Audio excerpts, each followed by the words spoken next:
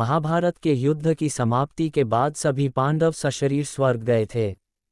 स्वर्ग अर्थात हिमालय के किसी क्षेत्र में जहां इंद्रादि का राज्य था। पांचों पांडव अपना राजपाट परीक्षित को सौंपकर जब स्वर्ग की कठिन यात्रा कर रहे थे, तब इस यात्रा में द्रौपदी भी उनके साथ गई थी।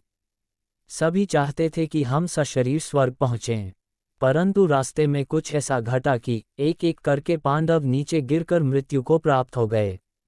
यात्रा के दौरान जब पांडव बद्रीनाथ पहुँचे और वहां से आगे बढ़े तो सरस्वती नदी को पार करना द्रौपदी के लिए कष्टकर हो गया था।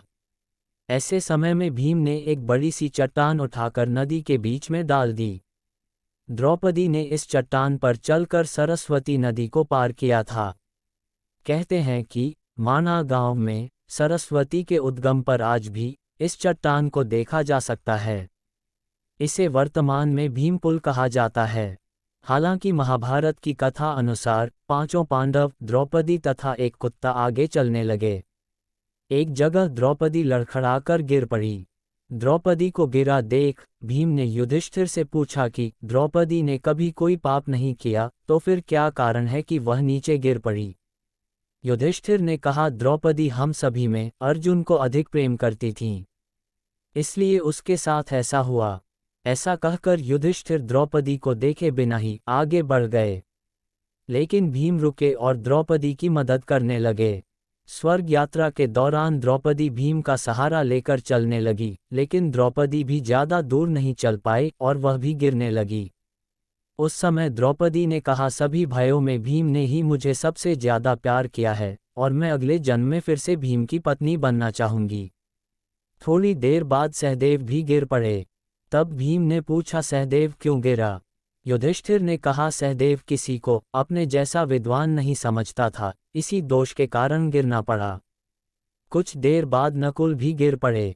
भीम के पूछने पर युधिष्ठिर ने बताया कि नकुल को अपने रूप पर बहुत अभिमान था, इसलिए आज इसकी यह गति हुई है। थोड़ी देर बाद अर्जुन भी गिर पड़े।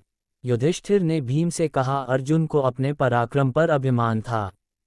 अर्जुन ने कहा था कि मैं एक ही दिन में शत्रुओं का नाश कर दूंगा, लेकिन वो ऐसा कर नहीं पाए। अपने अभिमान के कारण ही अर्जुन की आज ये हालत हुई है। ऐसा कहकर युधिष्ठिर आगे बढ़ गए। थोड़ी आगे चलने पर भीम भी गिर गए। तब भीम ने गिरते वक्त युधिष्ठिर से इसका कारण पूछा तो उन्होंने बताया कि तुम खाते बहुत थे और अपने बल का झूठा प्रदर्शन करते थे, इसलिए तुम्हें आज भूमि पर गिरना पड़ा। ये कहकर युधिष्ठिर आगे चल दिए। केवल वह कुत्ता ही उनके साथ चलता रहा। युधिष्ठिर कुछ ही दूर चले थे कि उन्हें स्वर्ग ले जाने के लिए स्वयं देवराज इंद्र अपना रथ लेकर आ गए।